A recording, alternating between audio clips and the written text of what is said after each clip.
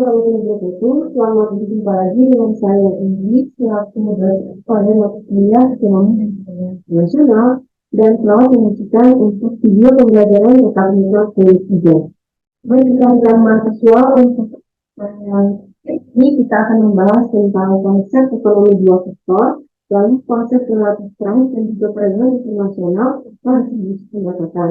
Dan berikutnya tujuan dari mahasiswa mempelajari atau mahasiswa mampu memahami bagaimana konsep dari ekonomi dua sektor atau heteropolis dan sebagainya, lalu memahami model struktur ekonomi dan perdagangan internasional secara empiris dalam model tertentu. Selanjutnya, pada pertemuan 3 ini kita akan menjelaskan terlebih dahulu atau mempelajari terlebih dahulu terkait asumsi dua faktor ekonomi.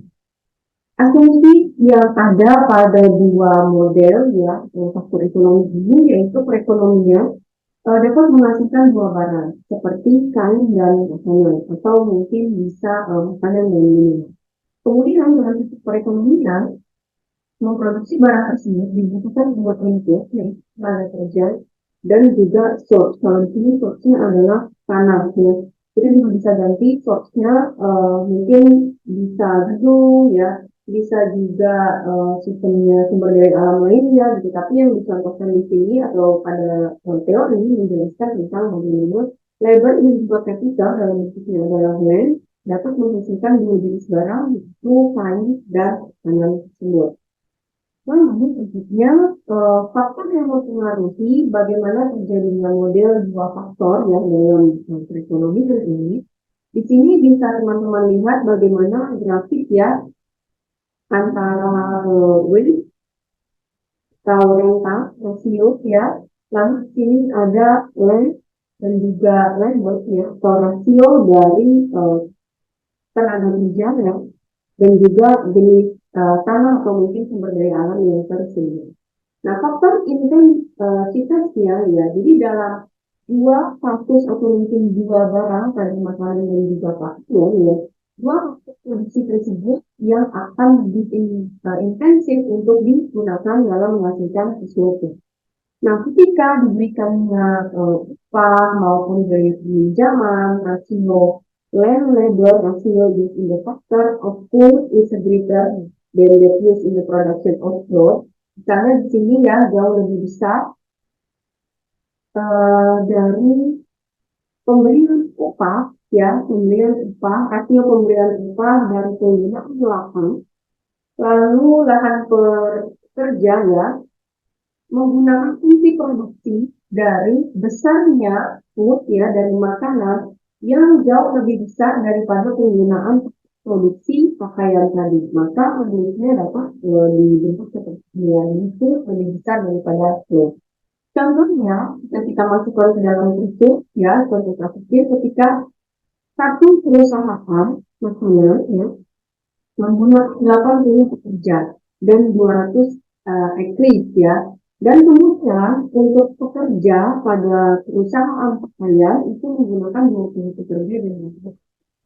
Lalu dapat disampaikan di sini jenis produksi makanan ya ini is land intensive and cloth production is labor intensive. Teman-teman bisa lihat ya bahwa yang ini jauh lebih besar ya untuk membutuhkan lahan dibandingkan pekerja. Nah, kalau yang pakaian ini jauh lebih besar membutuhkan pekerja dibandingkan yang punya lahan sebagai produksi lahan. Nah, kemudian faktor dari harga dan juga barang ini sangat menentukan bagaimana satu produksi itu dapat dipromosikan dengan baik. Dalam teori Stokler-Samuel ya, di sini dijelaskan if the relative price of increase, jadi ketika harga relatif dari satu barang itu terjadi peningkatan, maka faktor supply-nya itu biasanya konstan. Dan kemudian nominal and real difference in the terms of goods ya, to the factor used intensively in the production of that good increase. Nah, jadi ketika tadi ada peningkatan harga dalam satu produksi barang, sampaikan di sini, Di sini ada faktor penawaran yang dikategorikan tetap. Walaupun terjadinya relatif price mungkin harga yang digunakan ya dalam memproduksi suatu barang. Nah, kemudian harga nominal dan juga real return, pengembalian dari apa yang sudah dikeluarkan ya dari hasil penjualan dalam kurun waktu yang sama yang terjadinya dua produksi barang ini dikatakan akan memiliki kesamaan untuk dua barang. Nah, ketika faktor tersebut digunakan secara bersamaan, baik itu harga, yang mungkin jenis barangnya, atau mungkin dari tanah dan juga makanannya ya, sorry, pekerja ya, pekerja yang sebelumnya, ketika faktor yang digunakan secara intensif dalam fungsi production ya, ini akan mengakibatkan peningkatan dari dua faktor yang digunakan tersebut. Dan ketika nominal and real return ya muncul ketemu. Ini dalam waktu yang sama, tidak ada decrease, the reverse is also true. Jadi ini kebalikan dari yang sama tadi. Jadi kalau misalnya tadi dijelaskan di awal ketika terjadi kenaikan harga secara relatif, lalu supply pencocokan tulisan, maka pada saat harga nominal dan juga real return pengembalian dari apa yang dijual ya untuk faktor produksi yang digunakan ini dapat meningkatkan production dari suatu barang. Nah, tapi ketika nominal dan real return-nya ini mengalami penurunan, maka kebalikannya ya, ketika dia mengalami penurunan, maka dalam keadaan penggunaan harga ya, supply-nya juga mungkin tidak akan konstan. Nah, berikutnya ketika adanya barang ya, harga dari suatu barang menjadi salah satu faktor input untuk menentukan barang tersebut akan diproduksi atau tidak karena tadi adanya kenaikan harga gitu ya. An increase in price not relative to that of food. Jadi ketika terjadinya kenaikan harga ya yang sangat relatif, anggaplah dari pakaian terhadap makanan, jadi harga pakaian dan harga makanan. Maka yang terjadi di sini adalah adanya kenaikan income ya dari para pekerja. Lalu kemudian penggunaan dari capital tanah tadi menjadi berkurang. Nah, terjadi ke peningkatan dari rasio tanah atau capital yang digunakan kepada pekerja, jadi jauh lebih mudah menggunakan capitalnya, yaitu penggunaan tanah dibandingkan pekerja. Di sini dikategorikan sejumlah barang yang antara pakaian dan juga food production. Di sini dapat dikatakan this price in marginal product is measured in terms of goods. Jadi sebenarnya jika terjadinya kenaikan rasio dari penggunaan tanah ya, maka dikategorikan bahwa baju dan juga makanan dapat meningkatkan marginal produk sama di meningkatnya banyaknya jumlah tenaga kerja yang digunakan untuk kedua barang dan terjadinya peningkatan purchasing power ya daya beli dari pekerja maupun kemampuan pekerja untuk memproduksi serta nanti kenaikan daya beli dari masyarakat jadi maupun meningkatkan daya beli dan menurunnya daya beli sebenarnya ini tergantung dari pricing wage jadi dari upahnya kalau misalnya upahnya meningkat ini bisa menimbulkan peningkatan daya beli dari seorang konsumen maupun worker ya tenaga kerjanya ataupun juga sebaliknya. Nah, kemudian ketika research and output ya di sini disampaikan antara kalau dari selera dari labor use industrial production semakin ke kalau digambarkan semakin ke kanan semakin ke arah sini dan kalau land use industrial productionnya semakin ke bawah maka bagaimana caranya kita menentukan alokasi sumber daya alam yang yang tepat ya untuk kita gunakan dalam soal ini. Nah, mengingat terdapat harga relatif antara kain, tanah, makanan, maupun pekerja yang akan digunakan, ini mungkin adanya perubahan. Kalau di zaman sekarang sudah ada inflasi, mungkin kenaikan harga, lalu kemudian konsumen untuk mengkonsumsi barang dan lain-lain. Ini menentukan berapa banyak sih dari masing-masing sumber daya ekonomi itu perlu untuk dialokasikan. Contohnya kalau misalnya lagi inflasi meningkat, harusnya pengangguran menurun ya secara yang disampaikan oleh si Oli. Tapi di beberapa keadaan ketika inflasi meningkat, harga itu semua meningkat. Ada beberapa perusahaan melalui teori David Carr disampaikan bahwa ini memberikan kesempatan untuk perusahaan meningkatkan upah dari pekerjanya untuk memicu kenaikan juga dari produktivitas para pekerja. Nah, kemudian bagaimana jika output dari kedua barang berubah jika sumber daya ekonomi juga ikut berubah?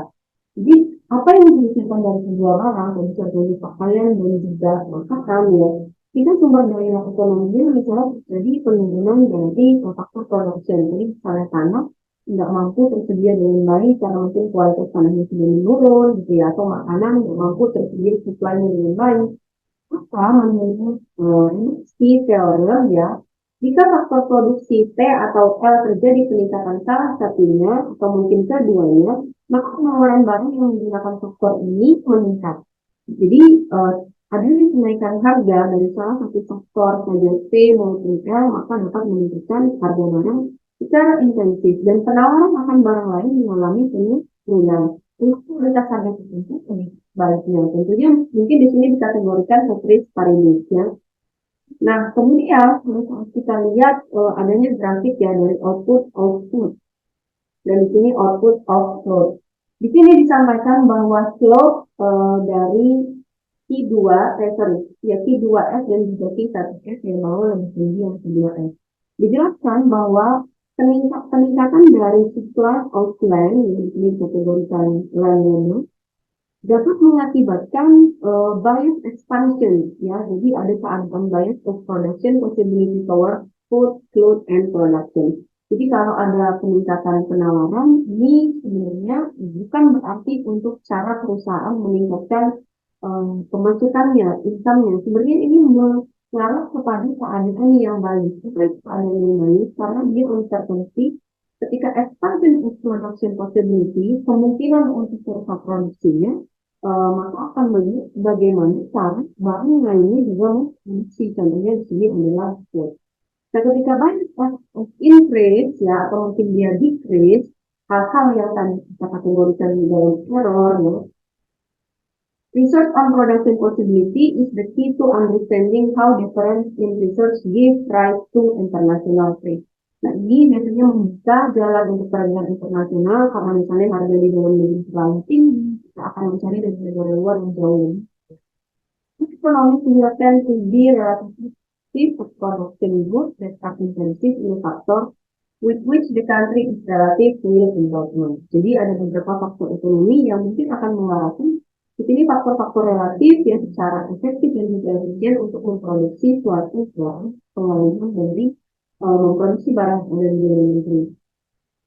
Dijelaskan terdapat beberapa efek yang dari international trade antara teori dua faktor ini.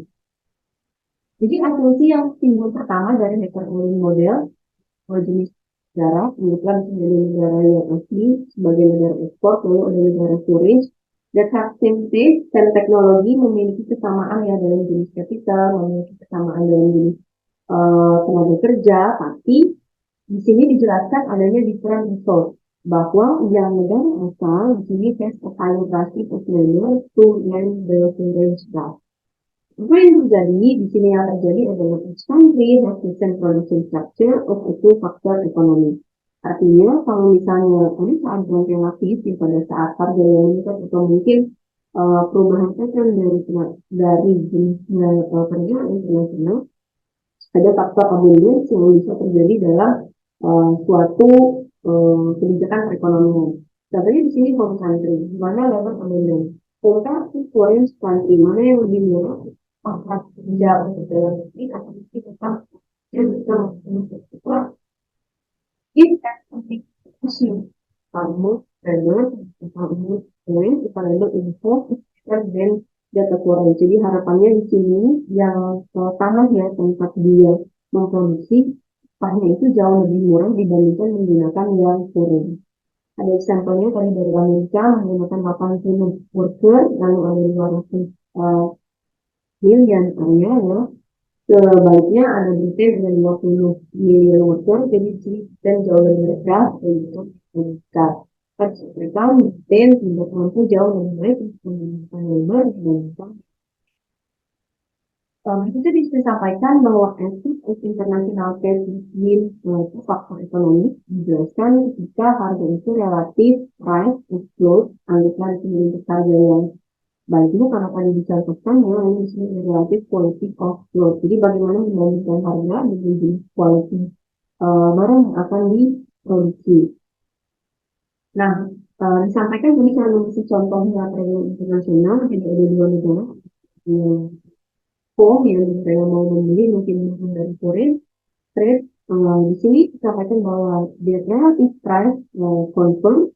Lalu the relative price tersebut rise in a form in decline in foreign. Jadi harapannya ketika memang kita ingin mengekspor barang yang ada di dalam negeri, di sini harga relatif import yang ada di dalam negeri sendiri jauh lebih murah dibandingkan di luar negeri. Import akan dikategorikan tanpa negara asalnya yang suatu barang tersebut yang diekspor. Langkah baiknya dia jauh lebih meningkat relatif harganya dibandingkan dengan yang ada di luar negeri dan dikonsumsi kembali ke dalam negeri. Jadi tempat baru yang berasal bisa eksporter of goods dan importer of goods. Jadi kalau misalnya tadi hijaunya di bagian pakaian dan harganya juga jauh relatif lebih mahal ketika dijual di negara lain, maka harganya dia fokus kepada yang pakaian. Karena kalau yang food misalnya terlalu mengandalkan tanah, kemudian kualitas tanahnya juga tidak dipilih dengan baik, maka lebih baik dia impor ya.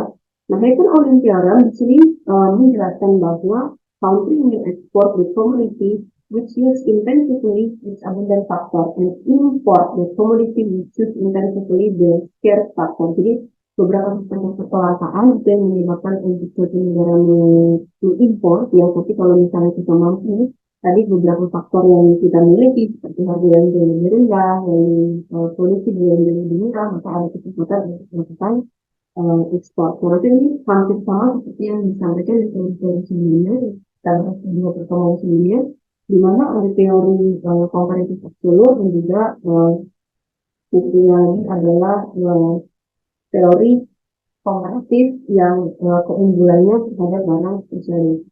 Nah, kemudian di sini ada efek dari trade ya antara dua faktor ekonomi. Ada dampak yang diberikan tentunya pada saat kita melakukan perdagangan internasional.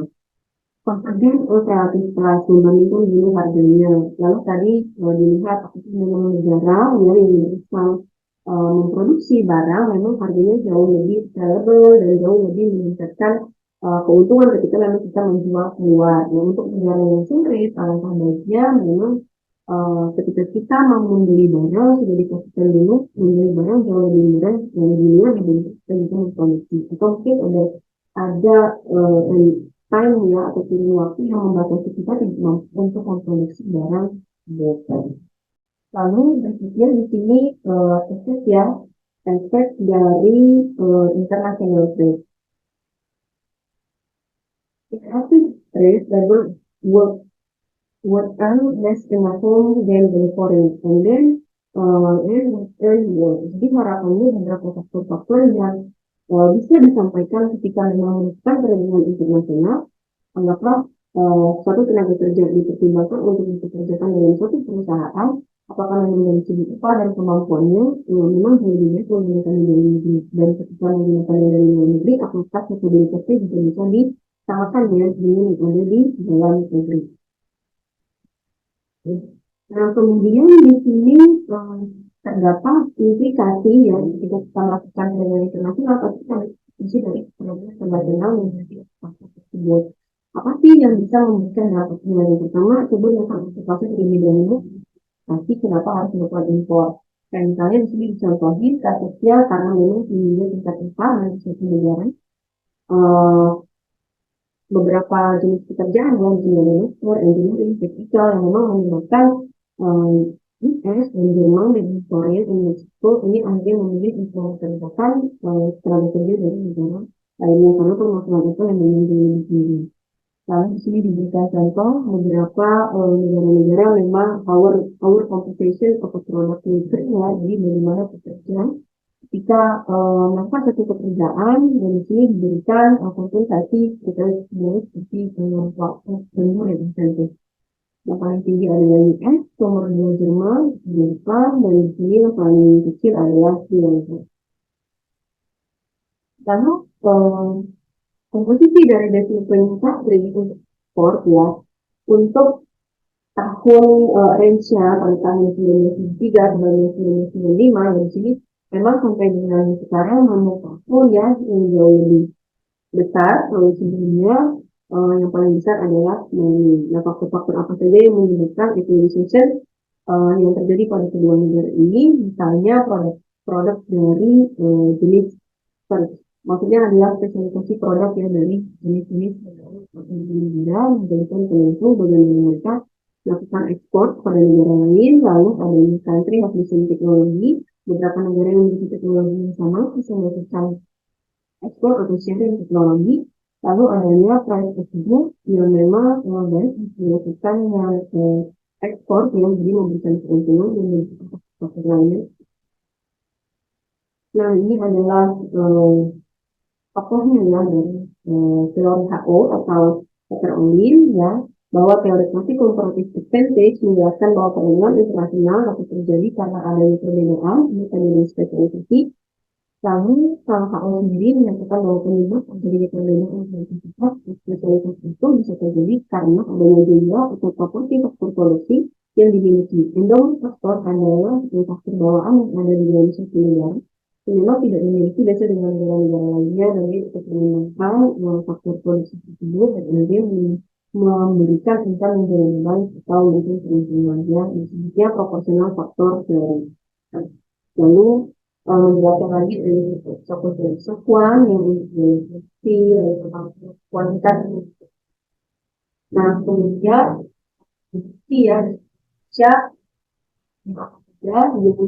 digunakan untuk trade ya dalam teori ini dan memang disebut dengan sekarang ada faktor produksi, proses produksi, dalam proporsi faktor produksi, misalkan faktor dan juga biaya ini pertimbangan misalnya kalau Indonesia untuk memproduksi sepatu dan juga juga yang Korea. Nah, kebiasaannya di sini kalau misalnya pembuatan sepatu jauh lebih tinggi di Indonesia itu lebar, yang di Korea juga sama, ya, ya. Lalu kalau yang Sisi itu lebih tinggi capital dan Korea juga sama. Kemudian jenis proses produksinya juga tinggi sama, lebih intensif dan juga capital intensif. Dan untuk Indonesia, faktor produksinya proporsinya juga lebih tinggi ya sepatu dibandingkan Korea Selatan yang jauh lebih tinggi adalah televisi. Nah, isekuannya yang jauh lebih tinggi di Indonesia dan di Korea juga sama ya, sama-sama di bidang sepatu. Kalau evakuasinya yang lebih tinggi di Indonesia televisi lebih tinggi dari Korea Selatan lebih tinggi biaya. Sejauh di mana biayanya di Indonesia untuk pembuatan televisi, setelah di Korea Selatan yang lebih besar untuk pembuatan barang adalah yang sepatu. Jadi bisa dilihat di sini bagaimana kecenderungan dari dua negara memiliki untuk melakukan perdagangan internasional. Ini ada perbedaan struktur produksi ya, sehingga teman-teman bisa lihat apakah jauh lebih menentukan Indonesia memproduksi sepatu maupun Indonesia memproduksi televisi karena televisi jauh lebih menggunakan teknologi sehingga Indonesia jauh lebih mahal. Nah, begitu juga yang kesatuan dan di kesatuan juga sama perbandingan antara dua pihak mengenai 900 walaupun sedikit perbandingannya, tapi mungkin nanti dari hasil ya karena relatif panjang ada beberapa teknologi yang langka sehingga menyebabkan pembuatan televisi di Indonesia jauh lebih mahal dan sementara kalau yang di Korea jauh lebih murah dan seperti di Indonesia jauh lebih murah. Lalu ada yang kelemahan ya dari teori HO. Teori HO ini sama dari teori yang lain tentunya pasti akan dicakar maupun diberikan masukan oleh karena mengenai bagaimana perbedaan di mana ini dapat terjadi secara perbedaan produksi yang dimiliki negara ini masing-masingnya sama. Nah, tapi tadi tidak dijelaskan ya dalam teori ini. Lalu jika jumlah atau proporsi faktor produksi yang dimiliki masing-masing sama, tidak akan menjadi perbedaan nasional. Nah, kemudian Pada kenyataannya, meskipun jumlah atau faktor produksi yang dimiliki masing-masing negara sama, sehingga barang-barang sejenis yang sama, Polisi juga tetap bisa melakukan training internasional dengan pertimbangan dari harga dan juga sewa mungkin. Nah, untuk ini saya dapat kita diskusikan dengan pada saat kelas bagaimana teman-teman menceritakan dua jenis negara yang juga memiliki maupun dua jenis barang yang memiliki itu memiliki perbedaan. Tapi jenis komoditinya itu masih sama, cuma dari harga itu dalam mana sih yang betul. Kita mungkin kita bisa cara yang betul pasti teknologinya yang sangat mahal atau mungkin semakin dan pada itu yang ada yang ya tapi yang sebenarnya itu kita apakah memang kita jauh lebih mendapatkan yang dilihat yang atau mungkin di bidang yang lain yang bisa ini untuk referensi yang teman-teman bisa baca ya pada mata kuliah ini berbagai macam jenis bacaan, kemudian bisa nanti dijelas, bagaimana teori WHO, faktor ekonomi dan lain-lainnya jadi terjelas dalam beberapa buku dan bisa kita diskusikan jika memang belum tersampaikan dalam pembelajaran itu. Kesimpulan dari pembelajaran ekonomi ya pada kelas ekonomi dan internasional yang saya pelajari ada jenis dua faktor ekonomi internasional serta teori dari HO serta apa saja sih kewenangan dari kedua teori ini tentunya saya sampaikan bahwa masih teori yang bersama sebelumnya dengan kontrak struktur dan juga kontrak struktur mengajarkan tentang kewenangan spesialisasi suatu negara dalam produksi suatu barang. Namun pada teori ini kita pelajari bahwa ternyata untuk upah harga dan distribusikan suatu negara untuk misalnya untuk ekspor maupun impor barang serta adanya mungkin waktu ya dalam pengerjaan suatu barang dan menghentikan suatu barang sehingga menjadi barang apakah tetap untuk memproduksi sendiri atau ini menjadi kesepakatan yang bisa digunakan seperti negara Amerika atau mungkin Indonesia perbandingan dengan Korea produksi TV dan juga sepatu dengan sepatu Korea mungkin jadi mahal produksi dari dibandingkan di Indonesia yang jauh lebih murah karena upahnya terbilang mahal. Baik, cara cukup untuk video pembelajaran kali ini. Saya mohon maaf yang